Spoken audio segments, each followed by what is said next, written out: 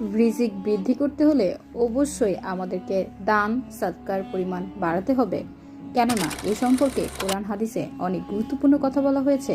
কোরআনে বলা আছে, তোমরা যা কিছু দান করবে তার বিনিময়ে তোমাদেরকে অন্য উত্তম কিছু দেওয়া হবে। রাসূল সাল্লাল্লাহু আলাইহি সাল্লাম বলেছেন, তোমরা দান করো, দান করলে কখনো সম্পদ কমে না। যে ব্যক্তি আল্লাহর পথে কোনো কিছু ব্যয় করবে তাকে 700 গুণ পর্যন্ত সওয়াব দেওয়া হবে। সাদকা যেমন অর্থ কষ্ট দূর করে, তেমনি বরকত নিয়ে আসে। তাছাড়া দান করলে শারীরিক, মানসিক, অর্থনৈতিক সকল ধরনের রিজিক বৃদ্ধি পায় এবং এর ফলে আমরা জান্নাতেও বিভিন্ন ধরনের পুরস্কার পেয়ে থাকি। নেকি বৃদ্ধি সহ অন্যান্য বিভিন্ন ধরনের সুযোগ সুবিধা এখানে রয়েছে।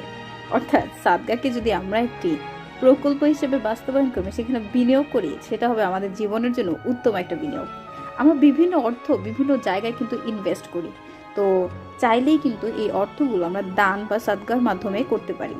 এতে যেমন নিজের একটা সুরক্ষা এবং পবিত্রতা অবলম্বন হবে, তাছাড়া আমাদের শারীরিক, মানসিক, অর্থনৈতিক বিপদ আপদ থেকে আমরা দূর হব এবং সাথে জাহান্নামের আগুন অথবা কিয়ামতের ময়দান অথবা মিজানে যখন আমাদের দাঁড়িপাল্লা পরিমাপ করা হবে অথবা কবরের আযাব, সবখানে আমরা আল্লাহর অনুগ্রহপ্রাপ্তদের অন্তর্ভুক্ত হব।